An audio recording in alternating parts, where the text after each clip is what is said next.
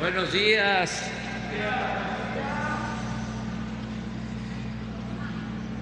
Pues nos da muchísimo gusto estar en el puerto de Coatzacoalcos llevando a cabo esta conferencia hoy viernes 19 de marzo. Vamos a informar sobre la situación de la seguridad pública en Veracruz. Va a informar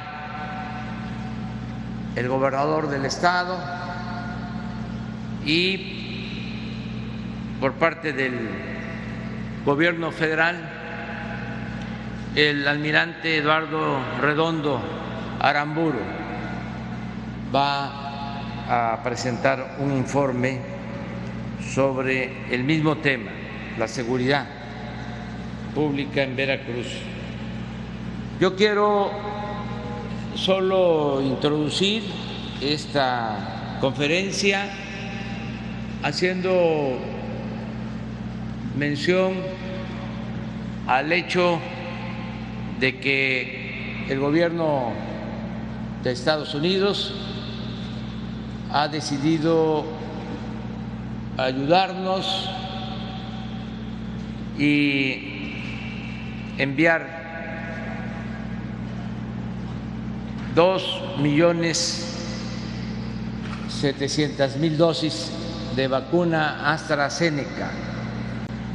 Le agradezco en especial al presidente Biden porque este tema se lo traté desde hace cerca de 2 meses,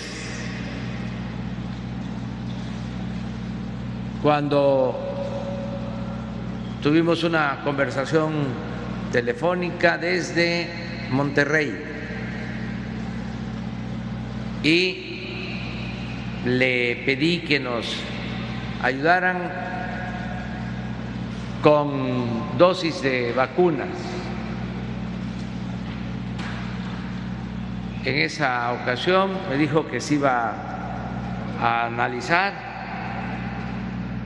si ellos podían apoyarnos.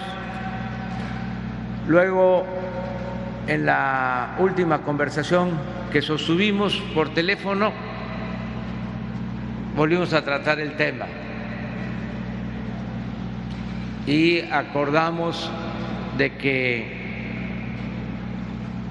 tanto funcionarios de Estados Unidos como de México iban a mantener comunicación y buscar la forma más conveniente para que se le diera respuesta a nuestra solicitud. Pues ya se logró el que esto se resolviera en buenos términos para nosotros, para el pueblo de México. Agradecer, repito, al presidente Biden por aceptar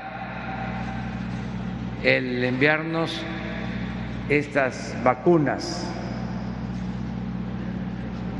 Con estos envíos más los envíos que se están recibiendo de Rusia, de China,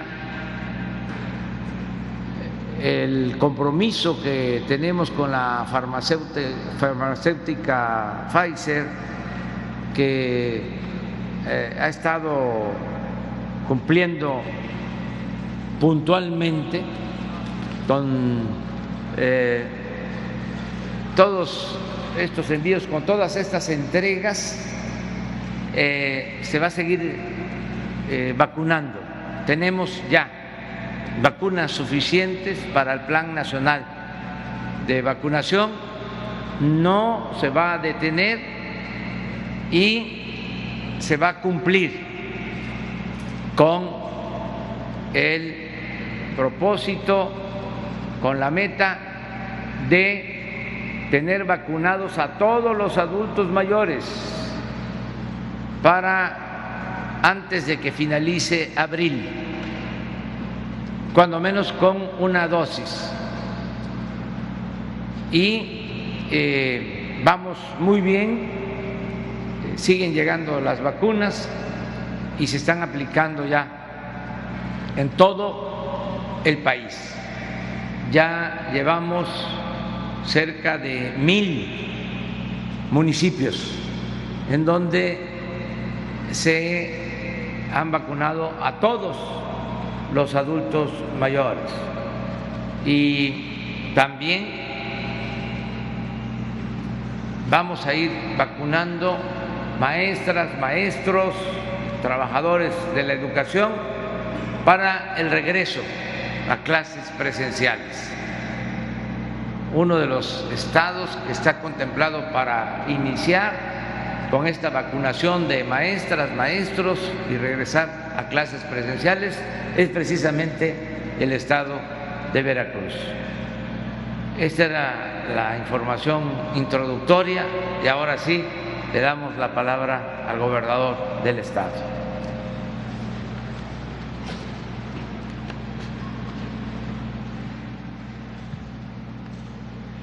Buenos días, muchas gracias, presidente. Bienvenido a la parte sur de Coatzacoalcos. Primero expresarles que el gobierno de Veracruz, un servidor, ha estado presente diariamente en la Mesa de la Paz. Acá es una coordinación estatal para la construcción de la paz, en la que intervienen todas las fuerzas federales, las representaciones de las fiscalías, la propia fiscal general del Estado, el fiscal representante de la Fiscalía General de la República, y hemos cubierto con ello el 100% de las sesiones que diariamente se llevan a cabo. Un servidor ha estado presente en el 90%. Ese 10% ha sido por motivos en que he tenido que ir a la Ciudad de México a las reuniones con funcionarios del gobierno federal. Decirle, presidente, que es precisamente esta coordinación entre los tres órdenes de gobierno la que ha logrado que bajemos el número de secuestros de manera drástica y el número de homicidios dolosos de manera también drástica. En segundo término, decirle, presidente, que este gobierno se une y se suma al Acuerdo Nacional por la Democracia, que estaremos presentes en el día en que se nos indique para suscribirlo.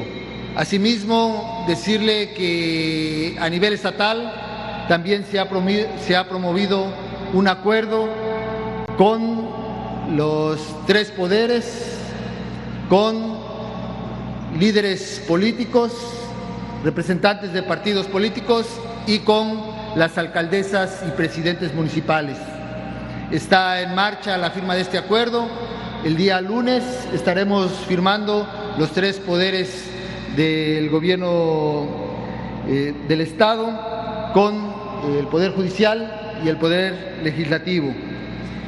También, por último, presidente, sabemos de la problemática internacional con respecto a la producción de vacunas, que ha existido un acaparamiento de muy pocos países, de más del 80% de las vacunas. Por eso, agradecemos mucho las gestiones que usted ha realizado a nivel internacional. Hoy mismo nos da esta noticia, lo cual desde luego se debe a la voluntad de usted, y por eso le agradecemos aquí el pueblo de Veracruz, porque gracias a esa excelente gestión, a su gabinete de salud, al doctor Alcocer, a Juan Ferrer del INSABI, al doctor Hugo López-Gatell, a todo el comité de especialistas que tiene usted enfrentando la pandemia por coronavirus,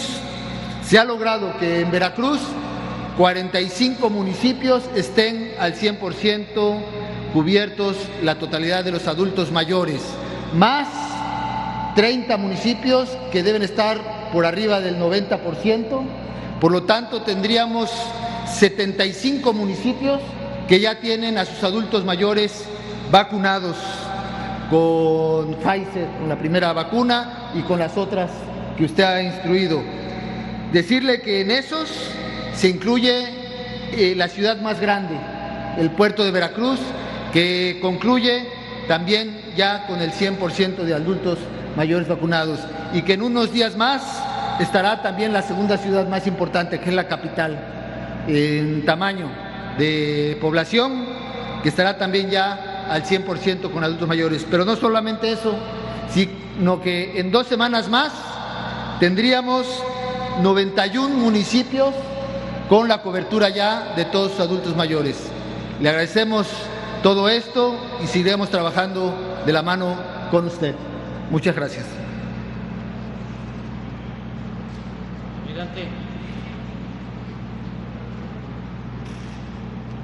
Con su permiso, señor presidente. La situación, muy buenos días a todos. La situación de seguridad pública en el estado de Veracruz de Ignacio de la Llave. Los delitos de mayor incidencia en el estado son los siguientes: homicidio doloso, secuestro, extorsión, robo a negocio, trata de personas, narcomenudeo, violación, feminicidio y robo transeúnte, posicionando al estado en el tercer lugar a nivel nacional.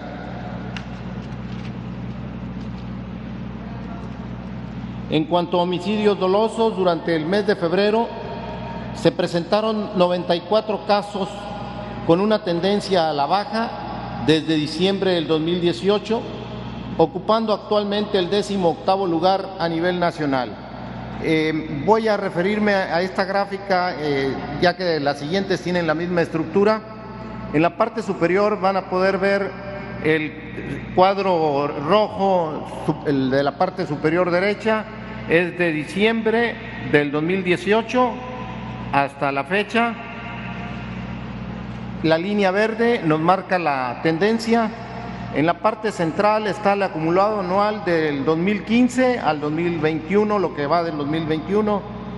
Y la parte inferior izquierda de comparativo de febrero a febrero, 2015-2016 y así sucesivamente. Y la parte derecha, el comparativo del mes de febrero con todos los meses de febrero de los años anteriores. Continuamos. Secuestros. En el mes anterior de febrero se presentaron 5 casos de secuestro con una marcada tendencia a la baja desde diciembre del 2018, ocupando actualmente el segundo lugar a nivel nacional. En cuanto a extorsiones, se presentaron 66 casos de extorsión, también con tendencia a la baja desde diciembre del 2018, ocupando actualmente el 8º lugar a nivel nacional. Se presentaron 421 casos de robo a negocios con una tendencia a la baja de diciembre del 2018 y actualmente se encuentra Veracruz en el 13º lugar a nivel nacional. Narcomenudeo. En febrero existieron 74 casos relacionados con el delito de narcomenudeo, con una tendencia a la alza desde diciembre del 2018 y se posiciona actualmente en el 30º lugar a nivel nacional. En feminicidios, en el mes de febrero se presentaron 8 casos de feminicidio con una marcada tendencia a la baja desde diciembre del 2018, ocupando actualmente el 5º lugar a nivel nacional. En cuanto a violación, existieron 20 casos de violación, también con tendencia a la baja, ocupando actualmente el 30º lugar a nivel nacional. Trata de personas. No se reportaron casos de trata de personas en el mes de febrero, sin embargo, se mantiene con una ligera tendencia a la alza respecto a diciembre del 2018 y se posiciona a Veracruz en el 29º lugar a nivel nacional. El robo a transeúnte.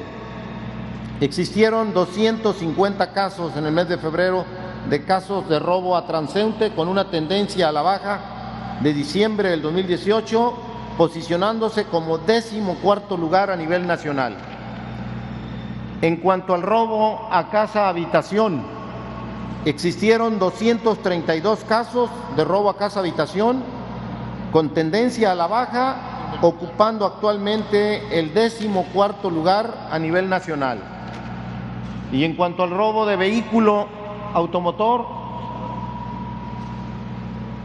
se presentaron 318 casos de vehículo automotor, también con tendencia a la baja, ocupando actualmente el 14º lugar a nivel nacional.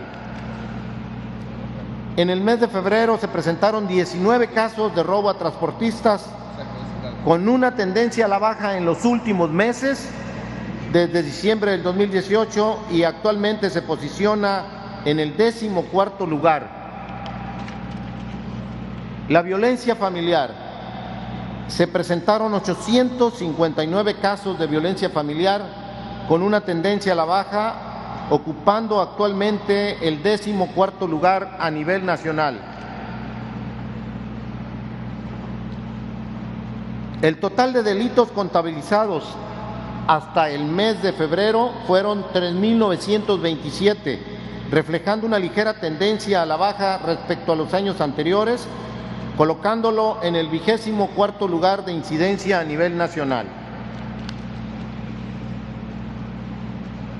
Homicidios dolosos.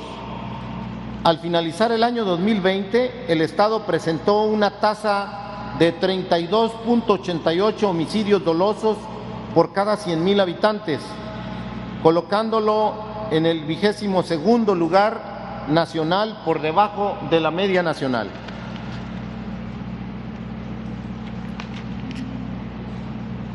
Fuerzas de seguridad. Por parte de la Guardia Nacional se encuentran desplegadas 18 coordinadores regionales que, contabilizadas con el personal de Marina, Sedena y Policía Estatal, conforman un total de 19.850 efectivos en el Estado. En el presente año se continúa con el proceso de construcción de 7 cuarteles de la Guardia Nacional, así como 36 sucursales del Banco del Bienestar en 31 municipios. Recursos federales de seguridad. El Estado recibe recursos del Fondo de Aportaciones para la Seguridad Pública y del Programa de Fortalecimiento para la Seguridad, así como del Fondo de Aportaciones para el Fortalecimiento de Municipios para el mejoramiento de la seguridad, como lo pueden observar en la gráfica presentada. Beneficiarios de programas sociales. Los programas sociales que aporta la Federación son un poco más de 13.790 millones de pesos, que benefician a más de 1,5 millones de personas materializados en programas de bienestar social. Como pueden observar, se encuentran los programas de producción para el bienestar, pensión de adultos mayores, atención a personas con discapacidad, jóvenes construyendo el futuro, sembrando vida, Comisión Nacional de Vivienda, becas educación básica, algunas becas educación media superior, jóvenes escribiendo el futuro y tandas para el bienestar. Continuamos. Atención a emergencias sanitarias. En el Estado, durante la atención en la presente emergencia sanitaria, se realizaron las acciones de prevención, detección y contención de la propagación del virus, con un total de 1.299 elementos en 48 hospitales COVID-19, como puede plasmarse en la presente gráfica. En cuanto a Plan Marina, Plan DN3E y Plan Guardia Nacional, y en atención a la emergencia sanitaria, afectaciones por las lluvias, inundaciones por fenómenos meteorológicos, ciclones tropicales y pandemias, se han activado en el Estado el Plan Marina, Plan DN3E y el Plan Guardia Nacional, habiéndose atendido un total de 12 eventos en el año 2020 y 2 eventos en lo que va del presente año. Las 2 estaciones navales de búsqueda, rescate y vigilancia marítima de Marina ubicadas en Veracruz y Coatzacoalcos han realizado 113 operaciones navales del año pasado a la fecha, proporcionando 2 servicios de evacuaciones médicas y rescatando a 53 personas. Dentro del Plan Migrante Frontera Sur se tienen puestos integrados por las siguientes autoridades: Sedena, Marina y Guardia Nacional, mismos que han efectuado 2.657 rescates humanitarios de migrantes del año pasado a la fecha. Eso es todo, señor presidente. Muchas gracias. Muchas gracias. Buen día. Gracias. Adelante.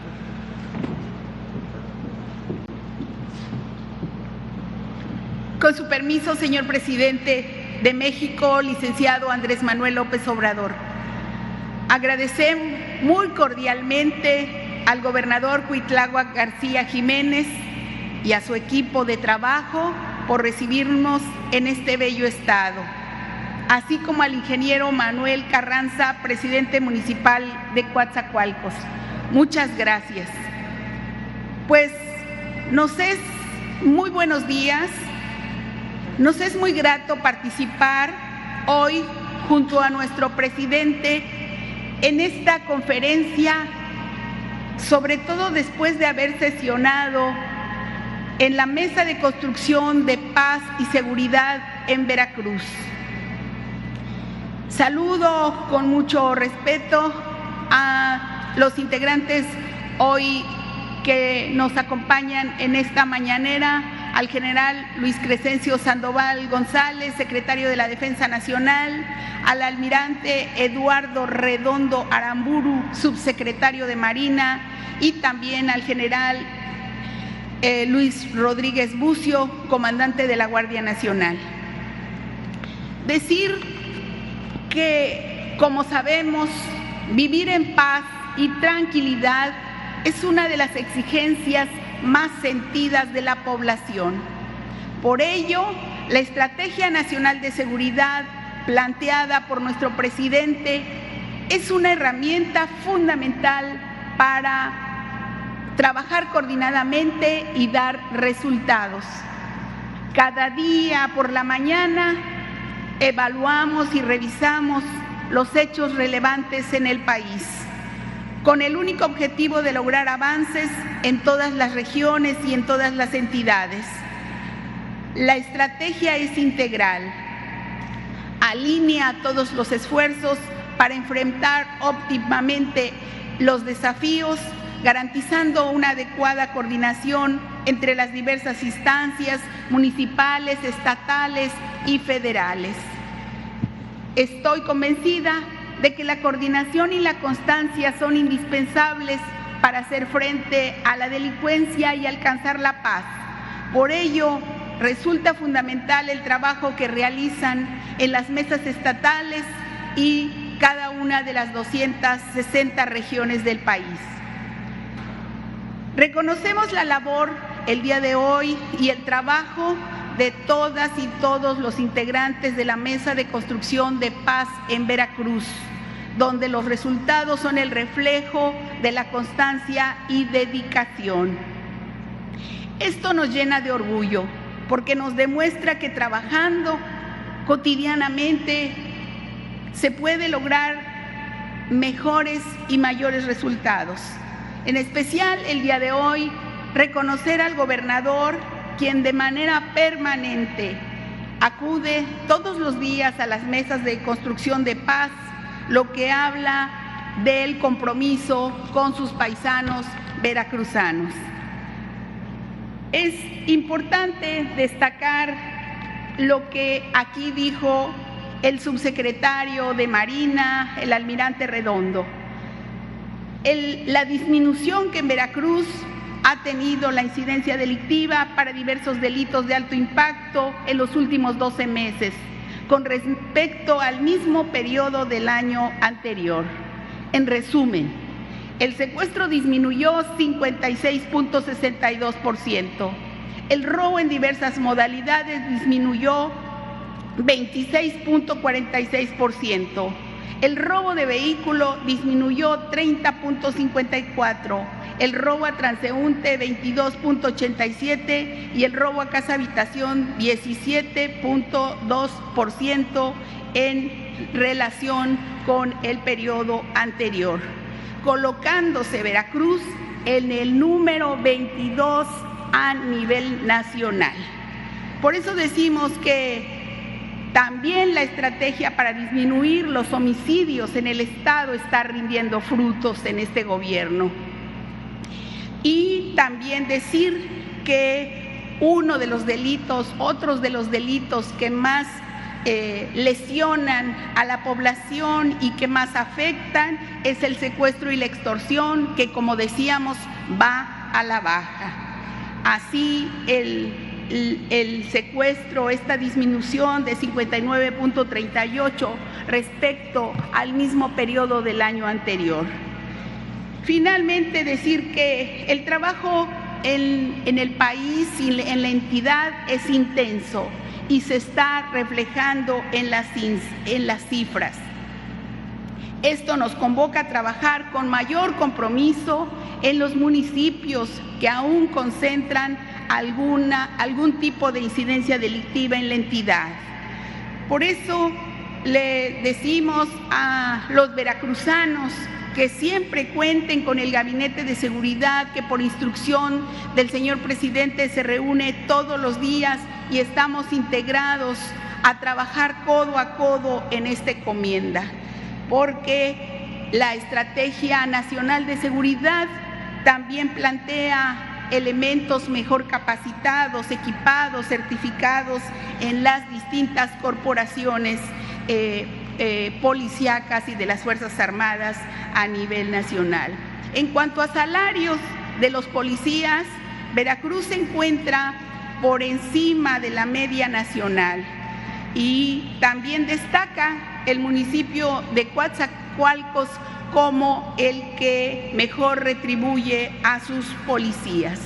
Decir entonces que estamos muy satisfechos del trabajo que realizan las Fuerzas Armadas y en especial de la Guardia Nacional, que es una parte de la Estrategia Nacional de Seguridad aprobada por unanimidad en el Congreso de la Unión, su construcción.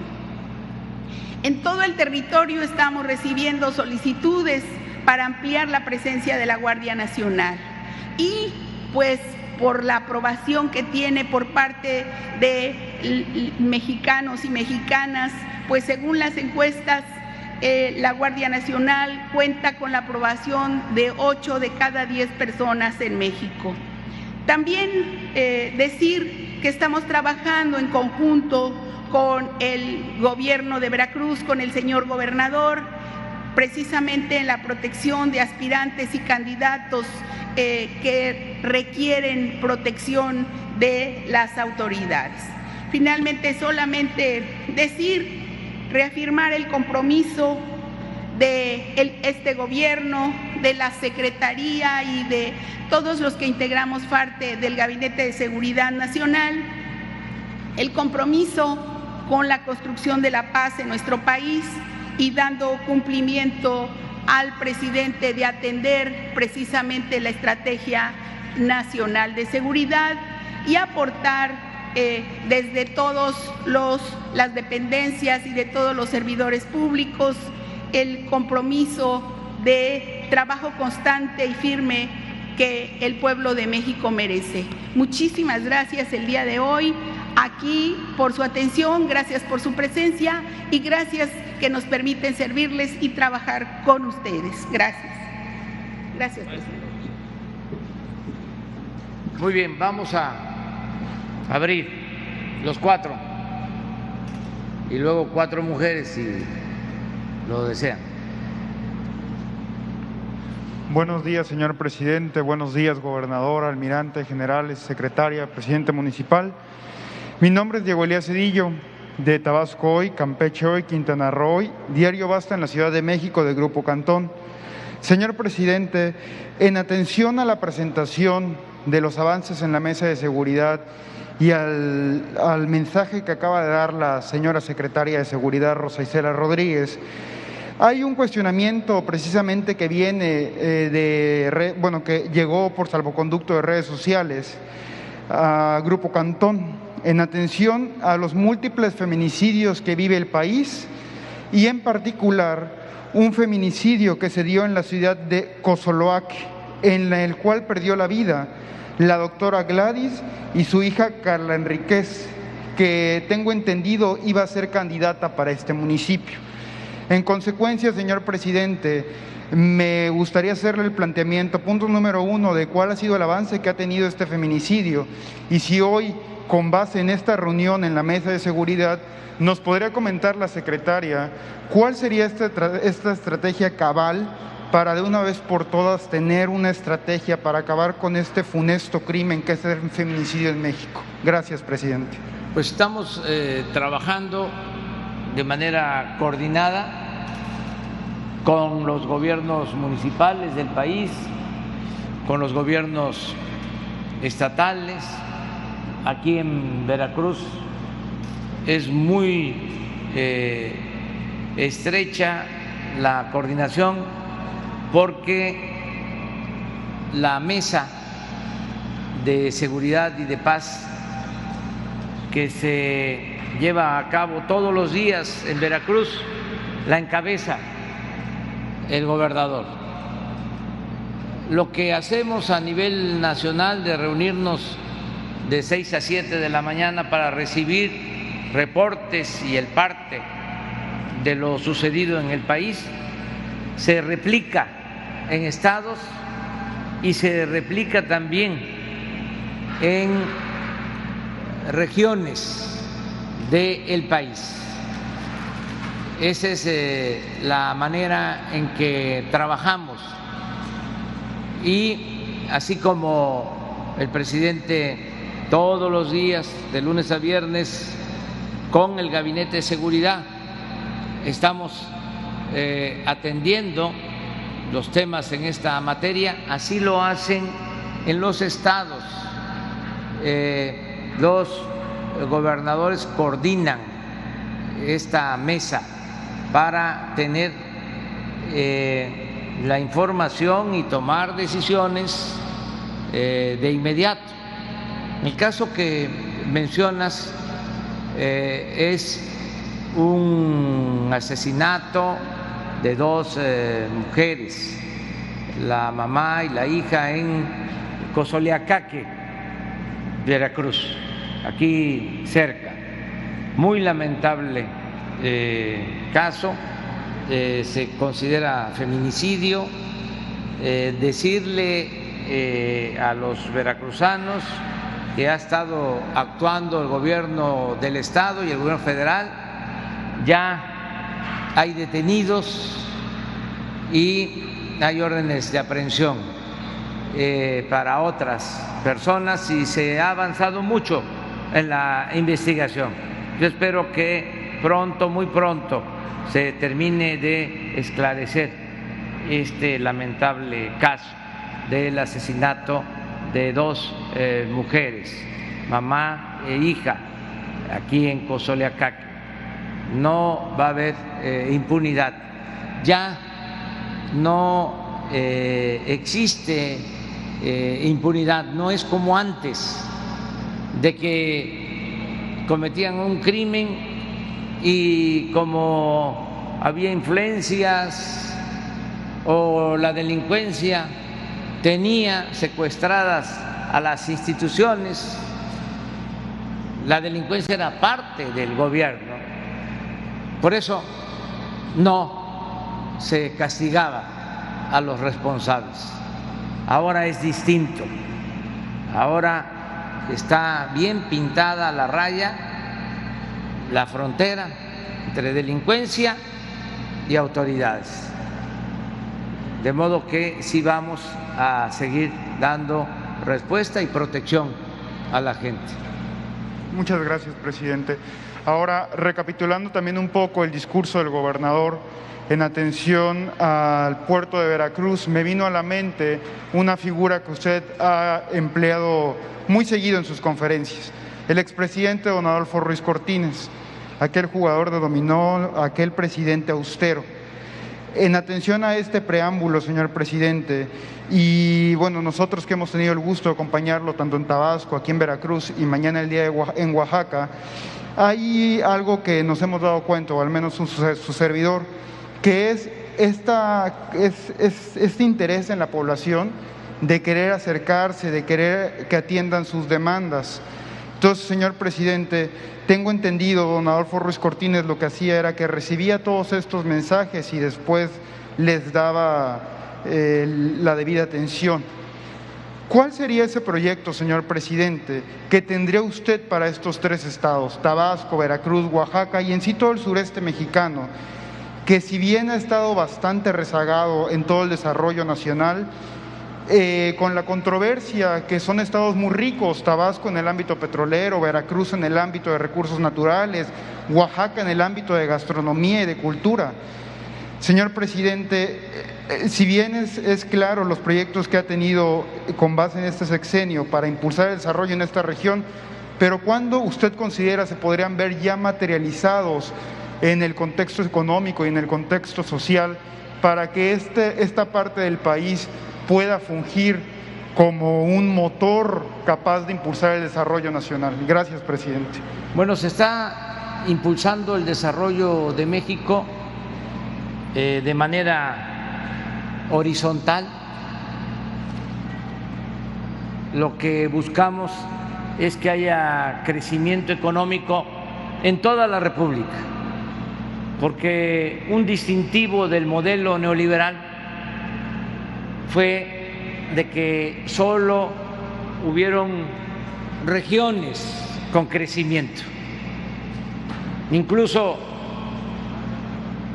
la mayoría de los municipios perdió población en el periodo neoliberal, porque se abandonó el campo, se abandonaron las actividades productivas y la gente se fue en busca de trabajo a estos polos de crecimiento, Cancún, de la Riviera Maya, el Caribe, en Quintana Roo, y eso no todo Quintana Roo, nada más el norte de Quintana Roo, porque el sur de Quintana Roo también se quedó rezagado, y Yucatán y Campeche y Chiapas y Tabasco y Veracruz y Oaxaca,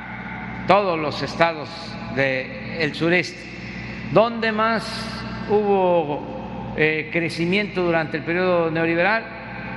En las ciudades turísticas del Pacífico, Vallarta, Los Cabos. ¿En dónde más hubo crecimiento? Sobre todo comercial, en los grandes centros urbanos del país. ¿En dónde más hubo crecimiento? En las ciudades fronterizas. Pero en el resto del territorio no hubo crecimiento. Ahora lo que estamos procurando es que sea un crecimiento en todo el territorio y darle atención especial al sureste para que haya un equilibrio, porque también en términos así muy generales creció el norte, creció poco, pero hubo crecimiento en el centro y decreció el sur-sureste. Entonces ahora lo que queremos es que se atienda el sur-sureste como se está haciendo para que haya un crecimiento parejo en todo el país.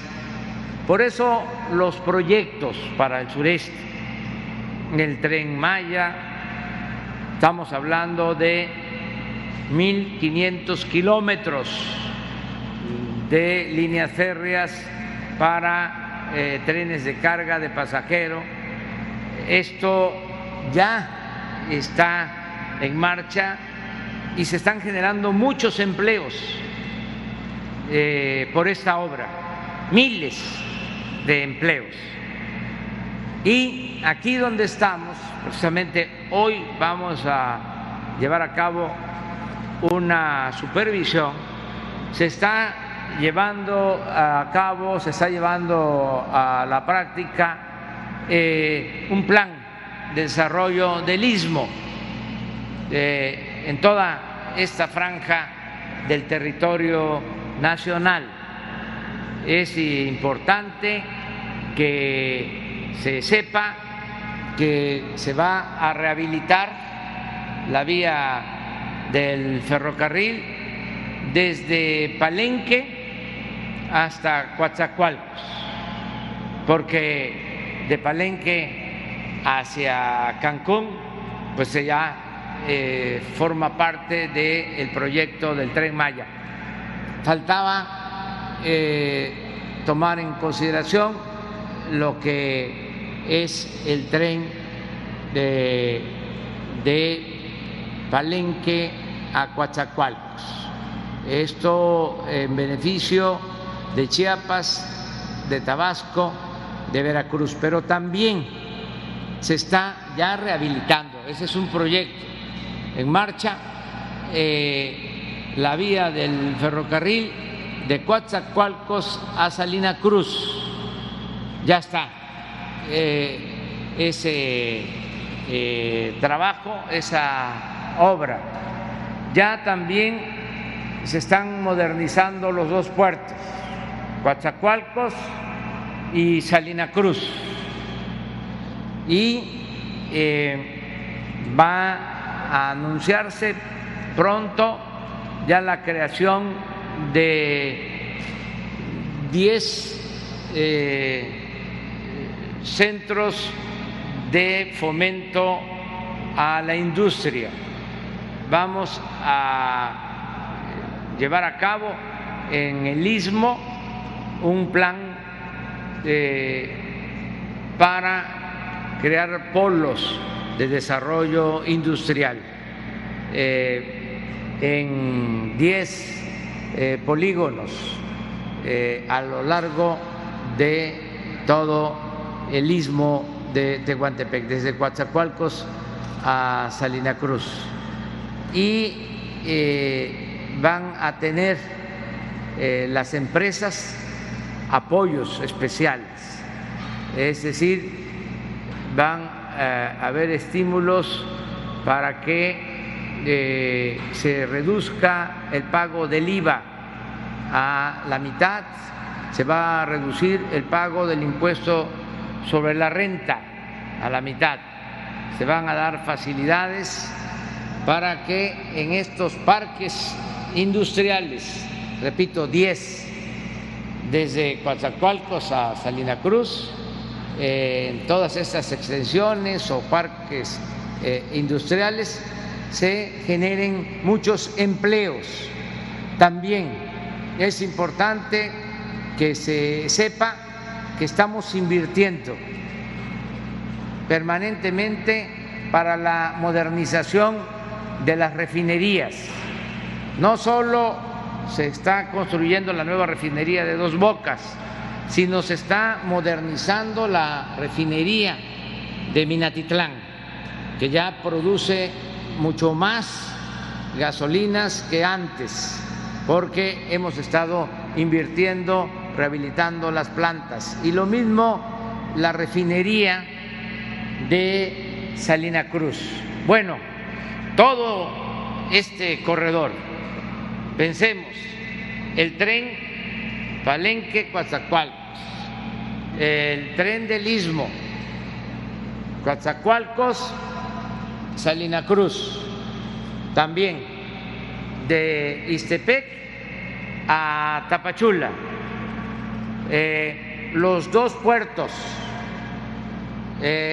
los parques industriales, todo este complejo va a estar a cargo, se le va a entregar a la Secretaría de Marina y a los estados de Chiapas, Tabasco, Veracruz y Oaxaca. Ese es el plan que se tiene para el desarrollo económico de esta región del país. Desde luego, todo esto acompañado de los programas de bienestar, el apoyar a los productores del campo. Ayer y hoy vamos a estar evaluando el programa Sembrando Vida, van a continuar entregándose las becas, va a continuar entregándose la pensión a los adultos mayores. Ya en este mes se termina de entregar apoyos a adultos mayores por adelantado, porque ya va a iniciar la veda electoral y se van a entregar estos apoyos a adultos mayores, a niñas, niños con discapacidad en este mes de marzo. Entonces vamos avanzando, atendiendo las necesidades de esta región del país. Perfecto, presidente. Ya por último, en atención al tema que usted comentó de las vacunas, con base en el comentario que le hizo el presidente Biden, refirió en el regreso a clases. En consecuencia, yo sí quisiera preguntarle, en atención a que más de una y un joven ya quisiera ese regreso, pero este regreso a clases se prevé, bueno, más bien dicho, ¿cómo lo tiene previsto el gobierno? Primero empezando por primaria, secundaria, preparatoria, y las universidades, ¿cuándo podrían entrar a clases con base en el plan de vacunación que se tendrá previsto? Y también, obviamente, es con base en los semáforos de los estados, ¿no? Pero, más o menos, ¿cuál es este plan que tiene esgrimido el gobierno mexicano para la vacunación en el contexto del regreso a clases? Muchas gracias, presidente. Primero es terminar de vacunar a los adultos mayores. Esa es la prioridad, adultos mayores. ¿Por qué razón?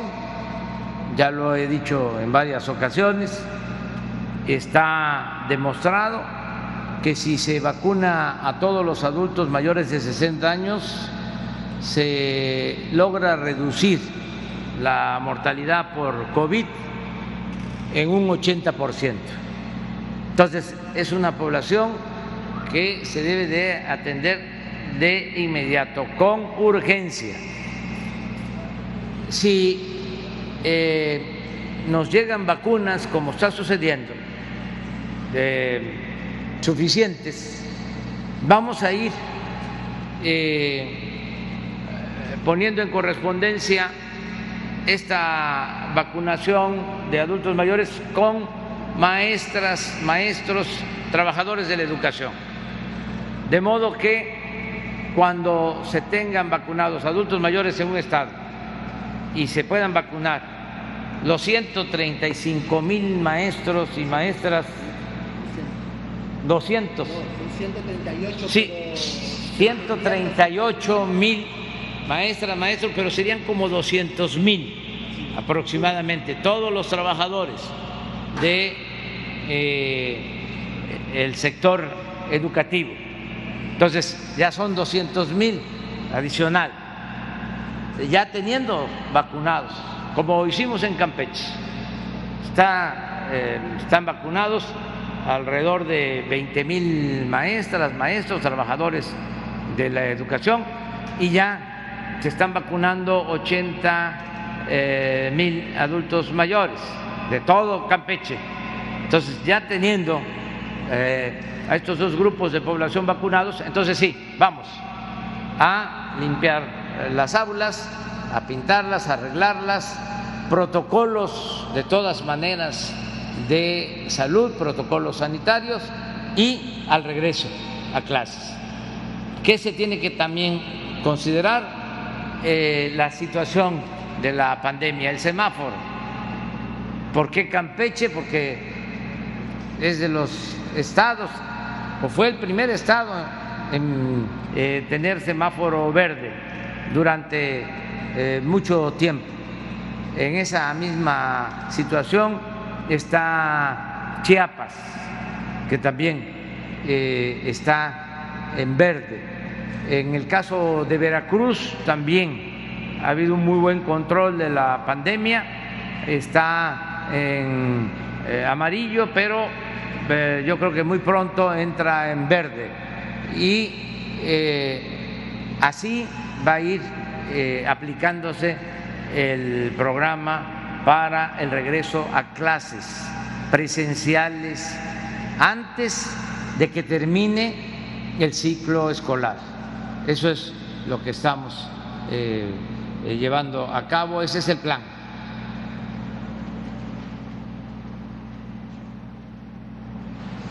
Hola, presidente, muy buenos días. Gaspar Vela, de La Octava.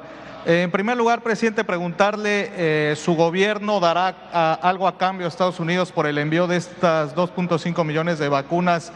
¿Y cuándo, hay alguna fecha estimada de cuándo llegarían las vacunas, presidente? Pues, ¿qué vamos a dar a cambio? Lo que siempre hemos dado, amistad y cooperación en todos los órdenes. Es muy importante el que mantengamos buena relación con el gobierno de Estados Unidos. Llevamos muy buena relación con el gobierno del presidente Trump.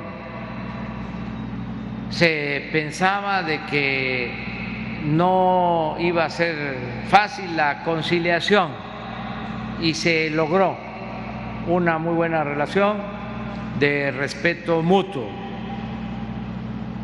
Cuando asume la presidencia de Estados Unidos el presidente Biden, nuestros adversarios también empiezan a pronosticar de que iban a ser malas las relaciones y no ha sido así. Hemos platicado ya varias veces, tenemos muy buena comunicación, hay una relación también de respeto y de cooperación y esta es una prueba fehaciente. El que se le planteó desde enero,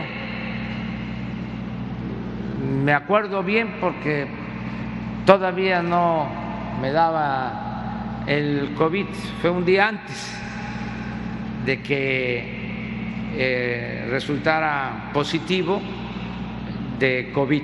Estaba yo en Monterrey y ahí hablé por teléfono y pues el tema que nos importa desde hace mucho tiempo es enfrentar la pandemia y en la conversación ahí le traté por primera vez el tema.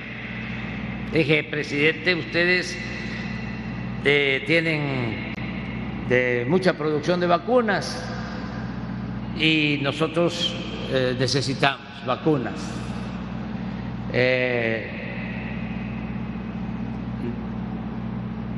Le solicito que en calidad de préstamo, en tanto llegan las que tenemos contratadas, nos adelanten. O sea, ¿se pagarían después, presidente, estas vacunas se enviarían? Es que ya tenemos contrato con AstraZeneca por millones de dosis, pero para entregar en el mediano plazo. Entonces, ¿qué se va a hacer ahora? En ese mismo contrato con AstraZeneca se adelantan las entregas. No es un contrato adicional, es que por tener Estados Unidos estas vacunas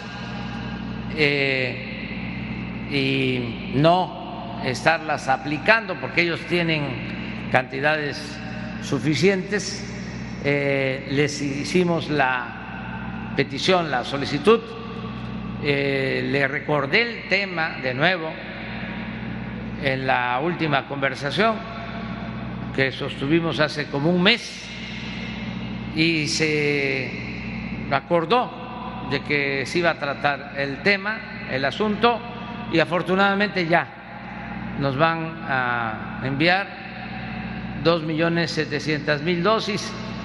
La semana próxima calculo que vamos a tener esas vacunas. Hoy va a informar sobre el acuerdo el secretario de Relaciones Exteriores, Marcelo Ebrard, a las 9:30, 10 de la mañana, informa sobre este acuerdo. Ok, presidente, muchas gracias. En otro tema, preguntarle a la secretaria de Seguridad, Rosa Isela Rodríguez, ¿qué reporte tiene el Gabinete de Seguridad acerca del asesinato de 13 policías el día de ayer en el Estado de México? Si ustedes han detectado algún grupo de la delincuencia organizada relacionado en esta masacre, secretaria.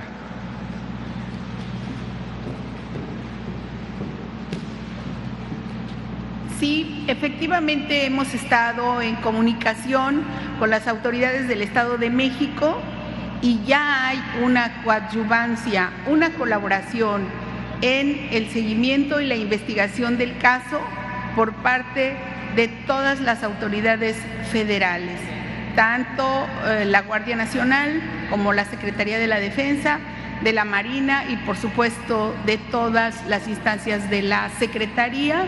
Está allá CONACE y también las mesas de construcción de paz. Sí hay ya hay unas líneas de investigación que se están siguiendo y yo preferiría dejar la batuta, como nos los han solicitado, al fiscal del Estado de México por el momento. No obstante, estamos en la mejor disposición siempre de apoyar la investigación y el seguimiento de estos casos. Ok, secretaria, el día de ayer el jefe de Comando Norte de Estados Unidos decía que 30 o 35% del territorio nacional está controlado por el crimen organizado. Ustedes, el Gabinete Nacional de México, ¿qué lectura le da? ¿Comparte esta visión que hace Estados Unidos? De ninguna manera.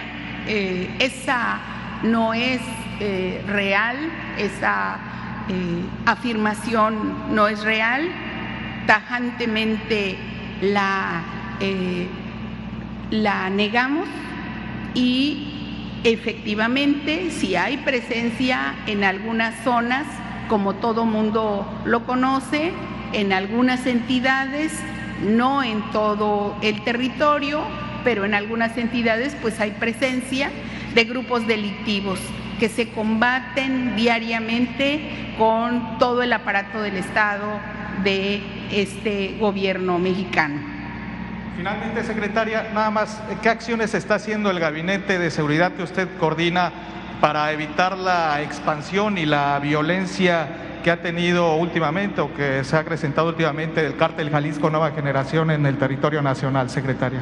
Hay toda una estrategia nacional de seguridad en donde todos los días se atienden la violencia que se registra en varias zonas, no solamente de un grupo delictivo, sino de todos los grupos delictivos del país, en conjunto, en coordinación y sobre todo con mucha inteligencia y para no hacer operativos o en lugares donde no hay ese tipo de delincuencia y tener más asertividad y más, digamos, dar con esos objetivos de manera muy precisa, con más precisión. Gracias. A usted. Adelante. Quedamos que son los 4.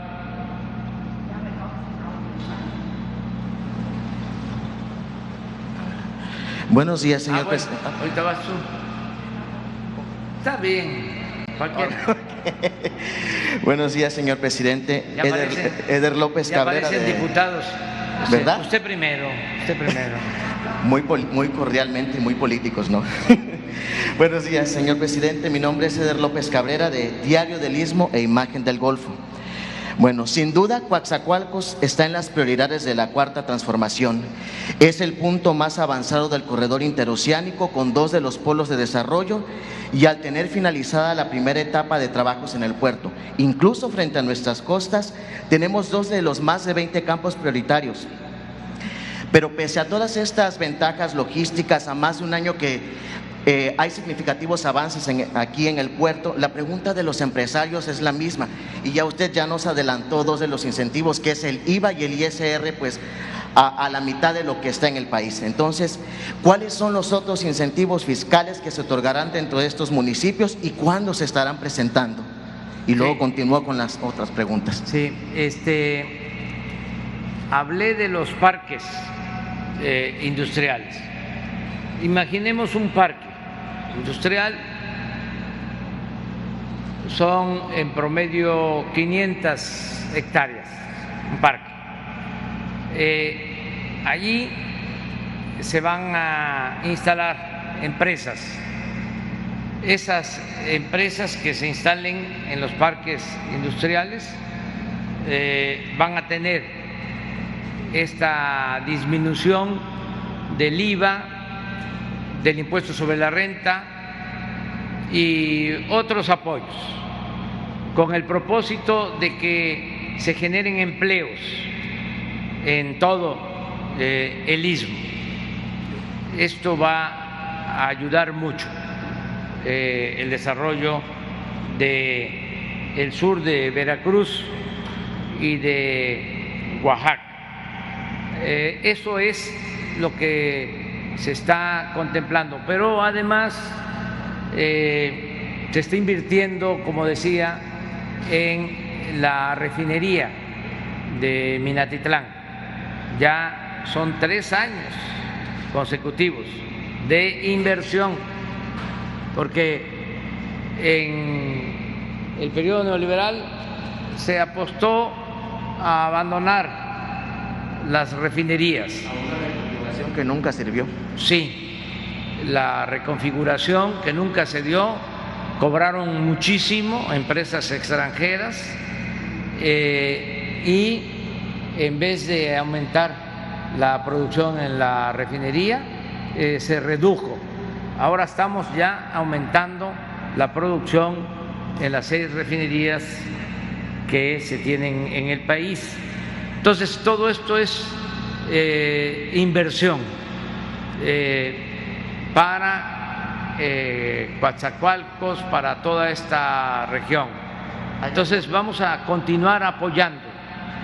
¿Hay alguna fecha para dar a conocer el resto de los incentivos? Bueno, es importante también que se sepa que no hemos dado a conocer lo de los incentivos porque estamos terminando de llevar a cabo los acuerdos con los dueños de la tierra en todo el istmo.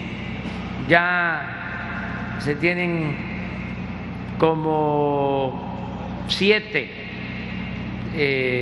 grandes predios, faltan 3 y estamos por terminar.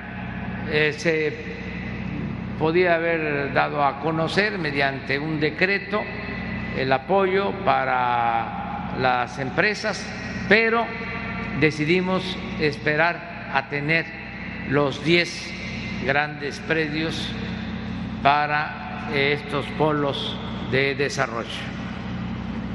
La segunda pregunta, señor presidente. En su visita del 6 de junio del año pasado al complejo Cangrejera, se anunció la conformación de un equipo técnico entre Petróleos Mexicanos y la Secretaría de Energía para determinar la factibilidad de un tren de refinación. ¿Hay algún avance al respecto? Y también, ¿qué ha ocurrido con el mantenimiento en este complejo? Porque hace algunas semanas hubo una explosión. No existe todavía una versión oficial de los casos, más que versiones anónimas de trabajadores que reportan que se ha dejado en el abandono este complejo. Sí, se está garantizando que haya mantenimiento.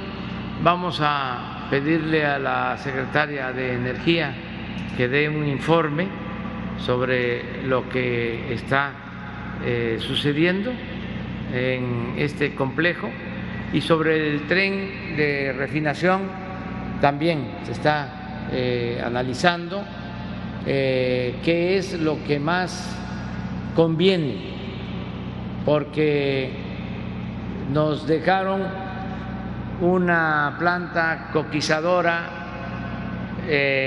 a medias en Tula. A lo mejor a los que nos están viendo les tocó constatar de que en la carretera de Querétaro trasladaban equipos muy grandes, incluso quitaban puentes para poder trasladar tanques enormes. Pues era para esa planta. Esto en el gobierno anterior, que iban a construir esa coquizadora. Es una planta o varias plantas para sacar más gasolina del combustorio, exprimir más el crudo y sacar más gasolinas. Se invirtieron como cerca de 2,000 millones de dólares y quedó toda esa maquinaria, todo ese equipo tirado. Se detuvo la construcción. Entonces, hemos tomado la decisión de darle continuidad a esa obra, porque no podemos dejarla que se convierta en chatarra, toda esa maquinaria, todo ese equipo, pero nos va a significar una inversión para terminar esa planta de 2,500 millones de dólares. Es lo que tenemos que invertir para tener terminada esa planta a finales del 2023, principios del 2024, con lo cual vamos a extraer alrededor de 35,000 barriles de gasolinas. Entonces, esta es una inversión que se está haciendo. Queremos llevar, ya estamos produciendo, están procesándose 900,000 barriles diarios en las 6 refinerías, y queremos llevar el procesamiento de las 6 refinerías a 1,200,000 barriles diarios, más esta coquizadora que hablaba yo de 35,000 barriles de gasolinas, más la nueva refinería de Dos Bocas. Pues vamos a estar muy cerca de lograr la autosuficiencia para no comprar las gasolinas en el extranjero, producirlas en México. Sin embargo, no descartamos lo del nuevo tren de refinación. Aquí se está valorando para ver costos y beneficios. Ya estamos a punto de concluir ya nuestro balance sobre lo que necesitamos refinar, lo que necesitamos procesar de petróleo crudo para convertirlo en gasolina. Y ya tenemos que terminar porque ya no hay tiempo O sea, nosotros no vamos a dejar obras en proceso. Yo espero que para finales del 23, principios del 24, ya no estemos comprando gasolinas en el extranjero, ya estemos produciendo toda la gasolina en el país. Bueno, continúo con las preguntas en este ámbito que tiene que ver con los petroleros.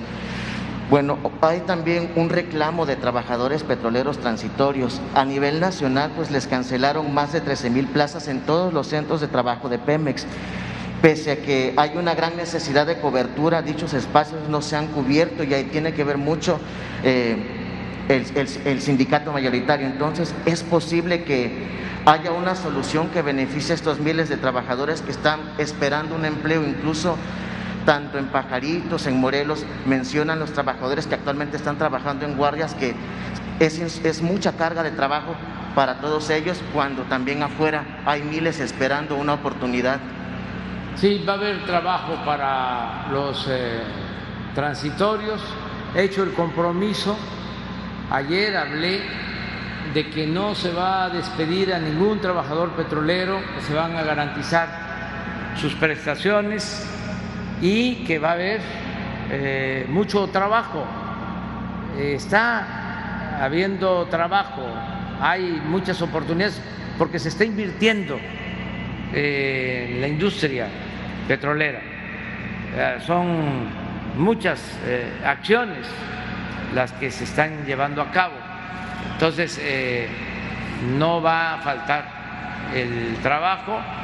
Y también ayer hablé de garantizar la libertad de los trabajadores para elegir a sus representantes, voto libre, secreto, directo, para que haya democracia en el sindicato petrolero. Desbloqueo de plazas, porque manifiestan que si se pediría este desbloqueo de plazas, porque manifiestan los trabajadores que es necesario que se aumente pues la capacidad, sobre todo aquí en los complejos, porque sí, ellos manifestaban que a muchos se les envió a casa al ser población en riesgo, pero dicen que tuvo que ver ahí el sindicato. Entonces, nosotros no vamos a despedir a trabajadores y vamos a dar más trabajo porque se está invirtiendo. Ayer también sostuve que Pemex no es una empresa ajena al gobierno, es una empresa del gobierno de la República, porque el petróleo es del pueblo de México. Entonces, en la concepción neoliberal se dejó sin ayuda, sin apoyo, sin protección a Pemex y a la Comisión Federal de Electricidad. Los tecnócratas le dieron el mismo trato a Pemex que a una petrolera extranjera,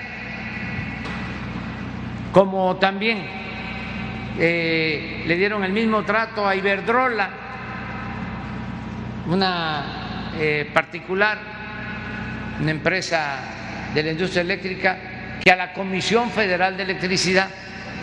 Pues no, porque tanto Pemex como la Comisión Federal de Electricidad son empresas públicas, son del pueblo, para beneficio del pueblo de México. Entonces, ahora se les está rescatando. Por eso son los amparos. Hoy estaba yo enterándome que se amparó Walmart y se amparó Bimbo por la reforma eléctrica. Y cualquier ciudadano, creo yo, preguntaría: ¿y qué tiene que ver Bimbo y qué tiene que ver Walmart con la industria eléctrica?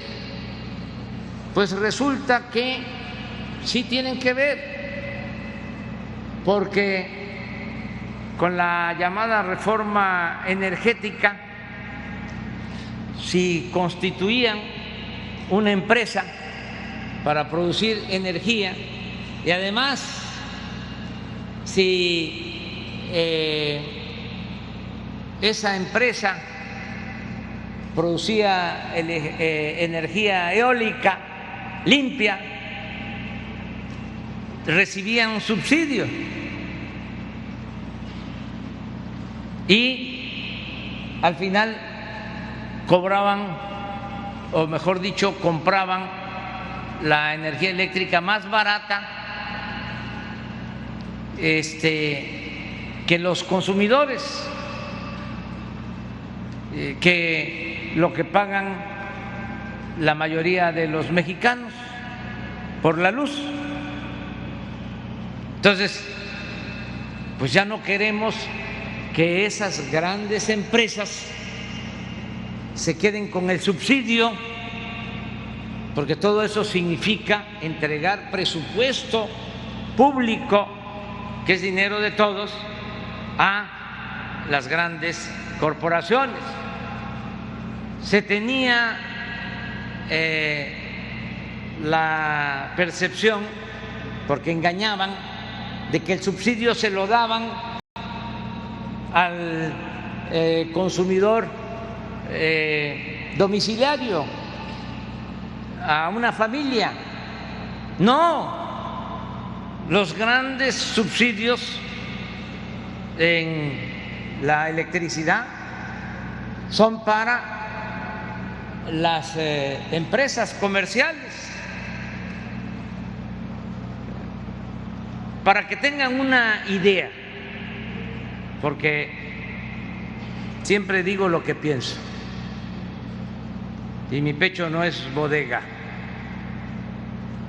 Paga más una familia de clase popular o de clase media que lo que paga un Oxxo de luz. Y paga mucho más el dueño de una tienda de abarrotes, de una colonia, de un barrio, de un pueblo, que lo que paga un Oxxo. Y ahora que se ampara Bimbo y que se ampara Walmart, pues vamos a dar a conocer cuánto pagaban o por qué quieren mantener esos privilegios. Entonces, tenemos que proteger a la Comisión Federal de Electricidad, porque si no, pues es como lo del pago de los impuestos. Los de arriba no pagaban, las grandes corporaciones empresariales, financieras, no pagaban impuestos o se les devolvían los impuestos y el pueblo raso tenía que pagar los impuestos, el IVA y todo, los trabajadores, el impuesto sobre la renta. Entonces, no queremos ya privilegios, tiene que haber igualdad. ¿Cómo es posible que los que más tienen sean los que más reciban del gobierno? Es el mundo al revés. El gobierno tiene que dar la atención preferente a los más necesitados.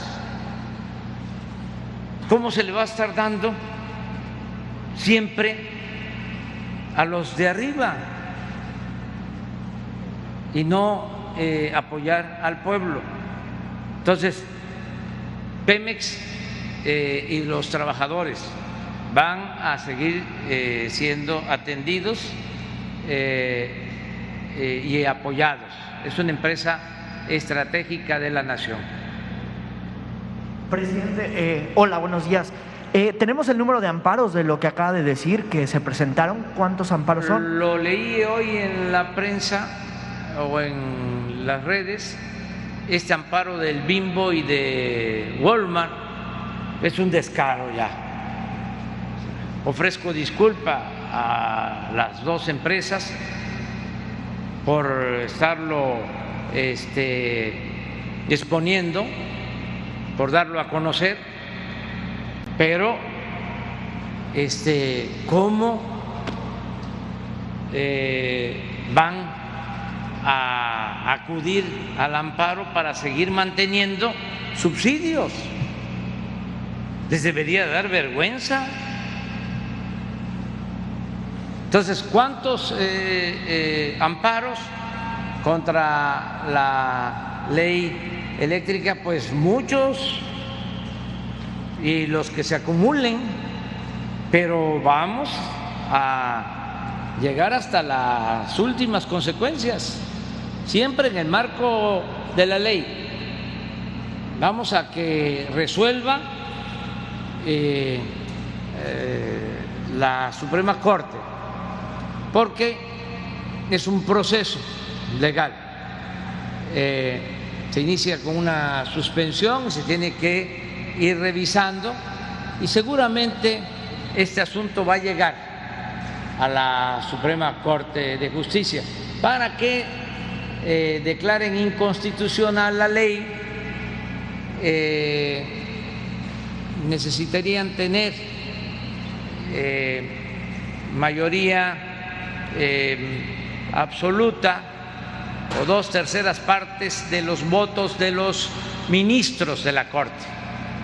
Con 4 ministros que digan no, ya con eso no podrían declarar inconstitucional la ley. Y vamos a hacer este asunto un tema de debate nacional. Voy a estar informándole al pueblo de lo que no se sabe, porque estoy seguro que la gente no sabía que Bimbo y que Walmart tenían también acciones en empresas eléctricas. O sea que además del comercio también se dedican a la electricidad, porque por eso, como son productores de electricidad, reciben el subsidio. Entonces, ahora que lo que queremos es que haya un trato igualitario para que no quiebre la Comisión Federal de Electricidad y para que no aumente el precio de la luz, porque hice el compromiso de que no iban a aumentar los precios de las gasolinas y lo estoy cumpliendo, y no iba a aumentar el precio del diésel y no iba a aumentar el precio del gas ni el precio de la luz. Pues para que no aumenten tenemos que cuidar a la Comisión Federal de Electricidad, tenemos que cuidar a Pemex, limpiar de corrupción a Pemex, limpiar de corrupción a la Comisión Federal de Electricidad, pero también no permitir que haya estos privilegios en beneficio de corporaciones económicas nacionales o extranjeras.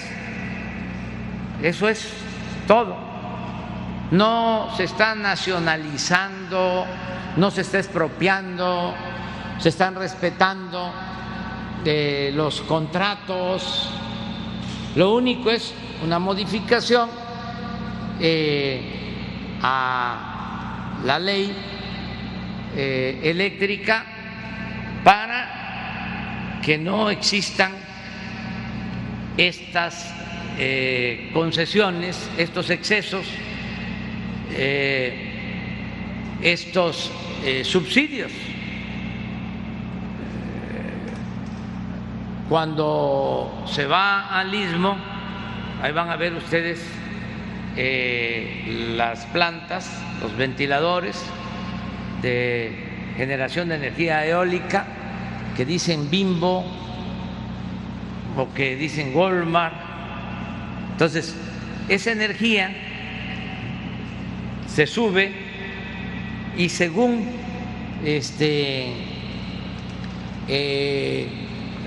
la ley, los reglamentos que surgen de la reforma energética, esa es una energía limpia que tiene muy bajo costo.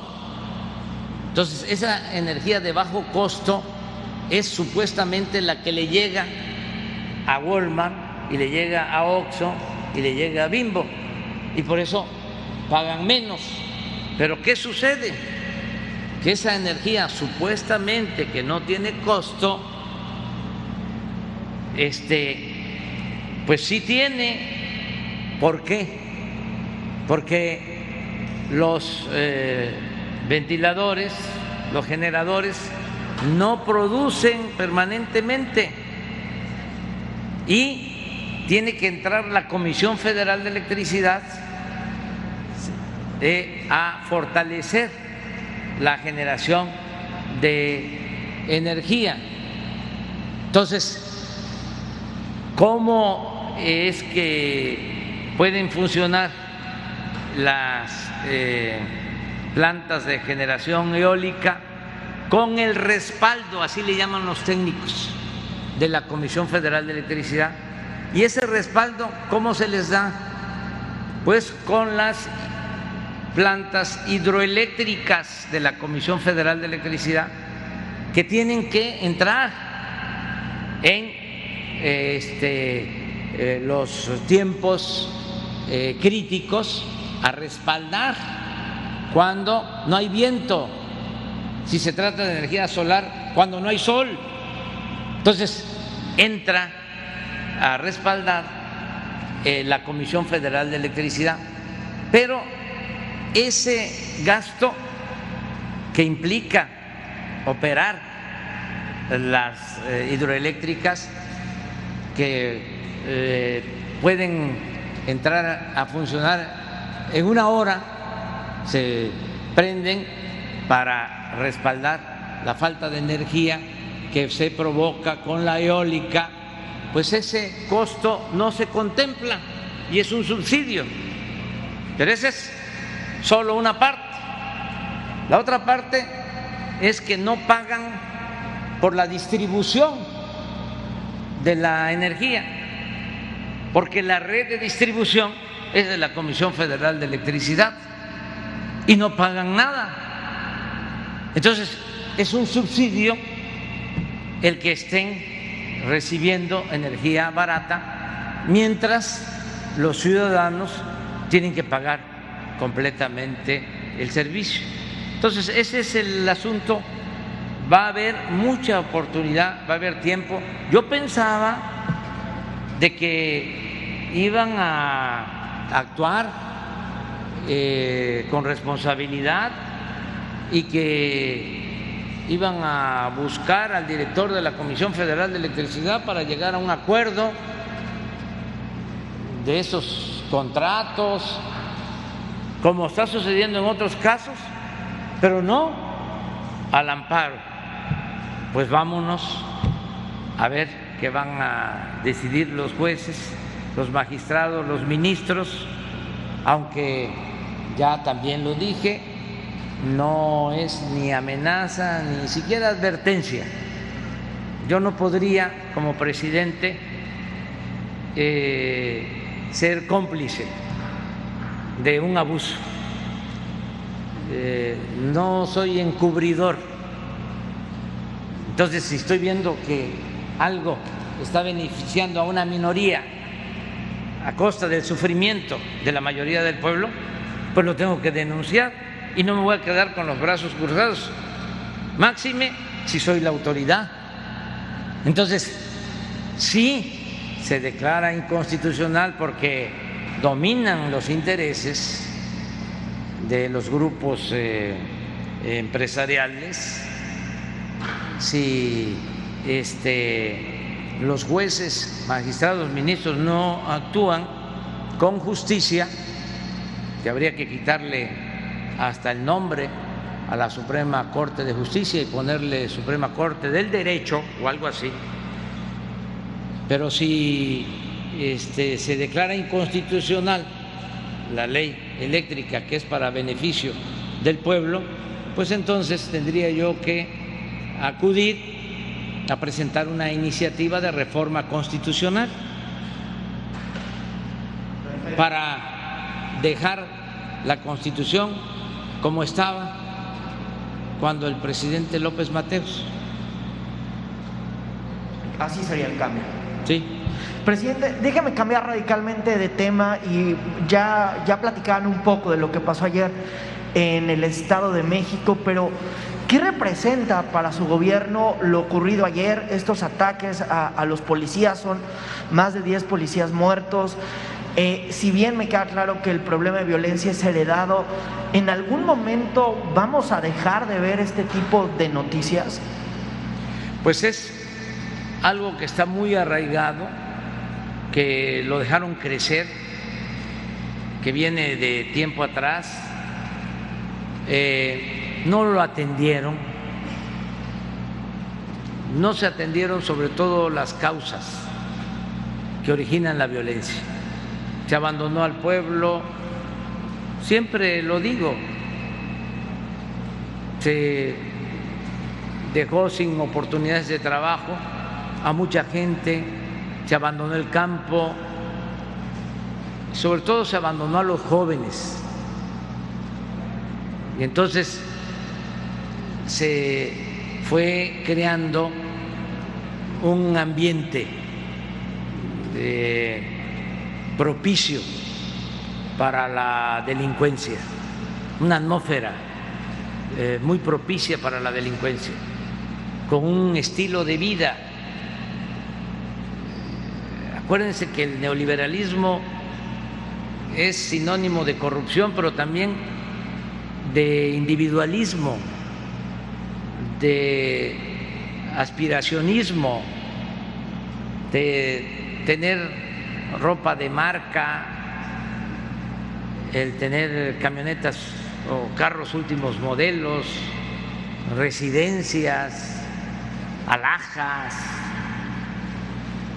Todo eso prevaleció, era a lo que se aspiraba. Imagínense los jóvenes sin posibilidad de estudio, sin posibilidad de trabajo, y ofreciéndoles ese mundo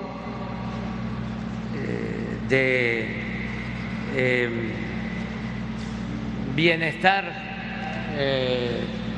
ficticio o temporal, transitorio. Pues muchos cayeron en eso, fueron atrapados. Esto lleva tiempo. Entonces vamos avanzando, porque ahora se están atendiendo las causas. Nunca voltearon a ver a los jóvenes.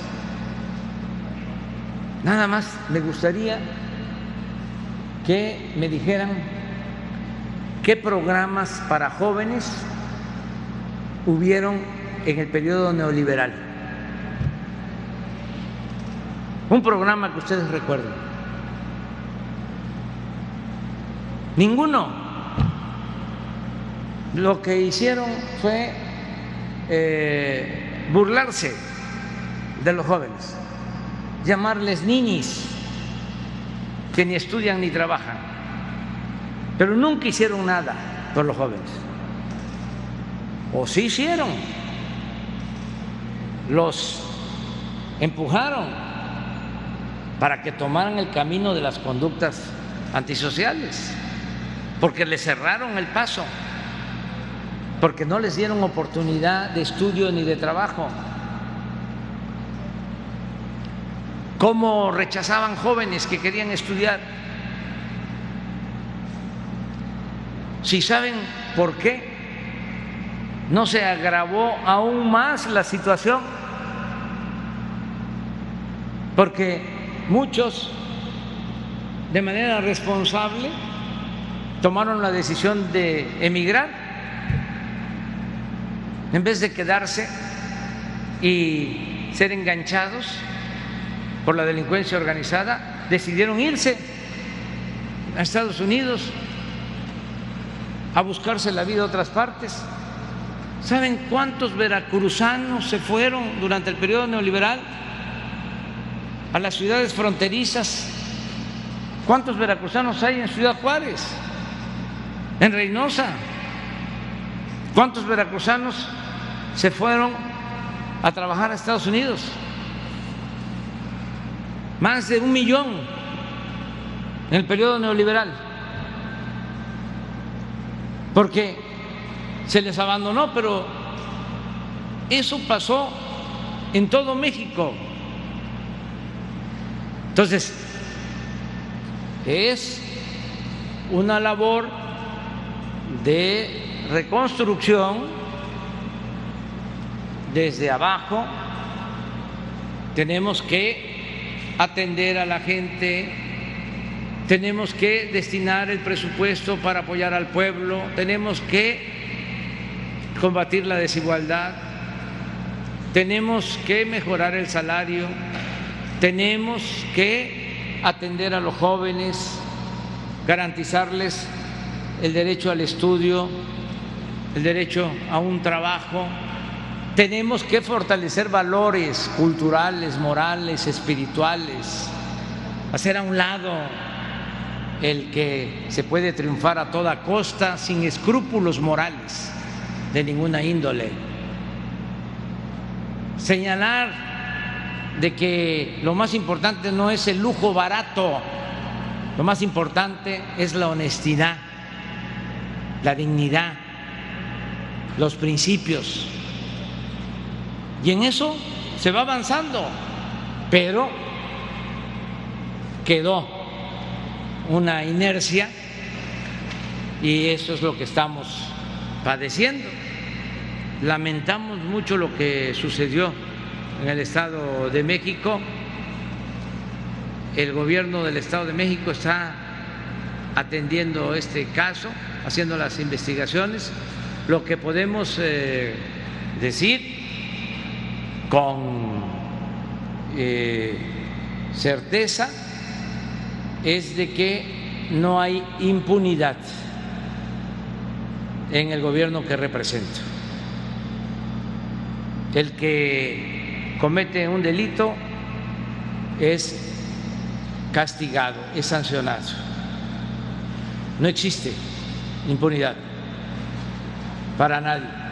Incluso cuando un juez deja en libertad a un presunto delincuente, lo denunciamos y lo vamos a seguir haciendo. ¿Cuánto tiempo estará la Guardia Nacional en esta zona del Estado de México? Están ahí permanentemente, porque la Guardia Nacional no actúa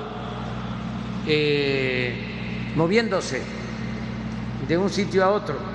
La Guardia Nacional está actuando en territorios, en coordinaciones territoriales.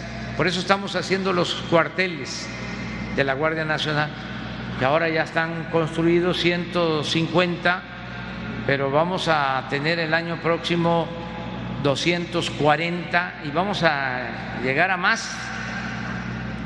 Aquí en Veracruz son 11, pero hacen falta muchos más cuarteles.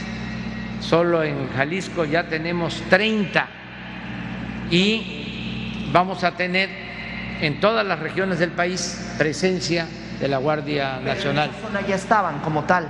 En esa zona tenemos, ¿cuántos? 32 coordinaciones en el Estado de México y vamos a fortalecer más nuestra presencia para ayudar. Presidente, ¿por qué un año después de que aparecieron los primeros confinamientos en México por el COVID-19 se decidió cerrar la frontera sur? ¿Por qué hasta ayer se tomó la decisión? No. ¿O ya estaba antes o sí, qué había pasado? Siempre.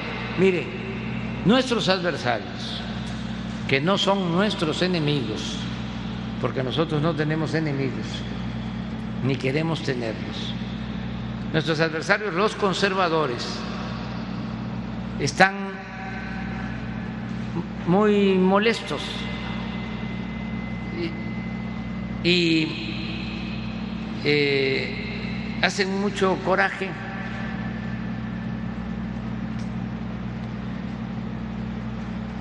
Y cuestionan todo lo que hacemos y a veces hacen el ridículo. Por ejemplo, ya no lo voy a seguir mencionando, ya solo esta vez, pero imagínense un escritor, Enrique Krause, hace un artículo pidiéndole al presidente Biden que me regañe. ¿Cómo un ciudadano mexicano, pero acá en especial, en este caso, un intelectual orgánico, va a pedir a un gobierno extranjero que intervenga en asuntos que solo competen a los mexicanos? Bueno, ¿cómo explico esto? Por la desesperación. Yo recuerdo que está aprobado, nunca digo nada sin tener pruebas. Cuando estaba la guerra sucia en el 2006, que decían que yo era un peligro para México, los mismos, ¿no?, que se sentían los dueños del país, que no querían los cambios, los mismos que tenemos ahora de opositores, nada más que ahora ya sin máscaras.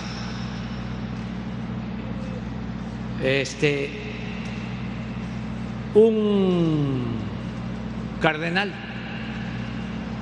mexicano le pidió a un embajador de Estados Unidos de que Estados Unidos interviniera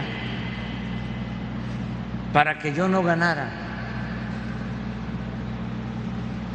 Así como se los estoy diciendo. Yo por eso admiro mucho al Papa Francisco, porque es diferente, es distinto. Yo soy pues conocedor de la historia y en las tres transformaciones que han habido, los papas de entonces se opusieron a la independencia, a la reforma, pero también cuando la revolución, fíjense lo que son las cosas, mientras el presidente Wilson de Estados Unidos no reconoció a Huerta porque consideraba que se había cometido un asesinato con el presidente Madero, que había sido asesinado, y nunca el presidente Wilson, demócrata, reconoció a Huerta, un papa lo reconoció. Francisco es distinto. Pero bueno, ¿qué enseña todo esto? De que la historia se repite. No es raro pues que vayan al extranjero. Hace poco el de Coparmex, que estaba un señor de Hoyos. ¿Gustavo de Hoyos? Gustavo de Hoyos, sí. ¿A dónde fue? A España, o se comunicó con el rey Felipe VI, para pedirle lo mismo, que vinieran aquí a regañarme. Y bueno, ¿cómo se va a olvidar que los conservadores fueron a traer a Santana luego de que Santana entregó más de la mitad de nuestro territorio? Luego de ese gran zarpazo, que Santana se va al extranjero, al exilio, van los conservadores a traerlo de nuevo. Y le dicen: no se preocupe, le escribió una carta, nada más que no se puede comparar a Lucas Alamán, porque era realmente un buen intelectual, historiador, con Krause, pero Lucas Alamán le escribe a Santana diciendo: véngase, no se preocupe, aquí nosotros tenemos el control de la opinión pública, porque somos los que manejamos los principales periódicos de la capital y del país. 1853. Pero después, como 10 años después, van a traer a Maximiliano y a Carlota, los conservadores. Entonces, es una actitud de ir a pedir que intervengan en nuestro país. Son como las ranas pidiendo rey. Se les olvida que estamos en una república democrática, que somos los mexicanos los que decidimos. Presidente, y ya por último, seguramente usted lo ha visto en redes sociales en las últimas horas, ha estado circulando información en torno a que presuntamente un banco del gobierno le prestó al productor Epigmenio Ibarra más de 150 millones de pesos. ¿Esto es cierto? Pues puede ser cierto, porque Nacional Financiera y Bancomex dan créditos a las empresas, y la empresa de Epigmenio tiene la posibilidad de recibir créditos, estos 150 millones. Es una nota de un periodista muy objetivo, muy profesional, muy independiente, una gente honesta, íntegra, Loret de Mola. Entonces, resulta que es una nota de Loret de Mola para afectarnos. ¿Qué le digo al señor Loret de Mola? Pues que Epigmenio Ibarra es un periodista honesto, no es chayotero, y que nosotros no apoyamos, no damos créditos a periodistas para que hablen bien del gobierno. Nosotros no repartimos chayote, no entregamos subvenciones, no compramos suscripciones de revistas, no subvencionamos a medios de comunicación, a nadie. Lo que sí me consta es de que Epigmenio Ibarra es un periodista honesto, que seguramente los tiene muy molestos a los de la mafia del poder y a sus voceros, porque es crítico y le llama pan al pan y vino al vino, y eso es lo que los debe de tener molestos. En el caso de Nacional Financiera y de Bancomext, pues son bancos para dar créditos a empresas. Como sabía que me iban a preguntar eso, nada más quería informar que Kimberly-Clark,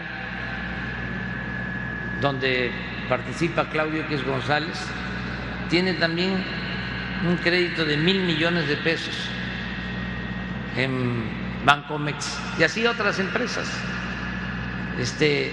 Lo malo sería que se dieran estos créditos a cambio de sobornos o a cambio de favores políticos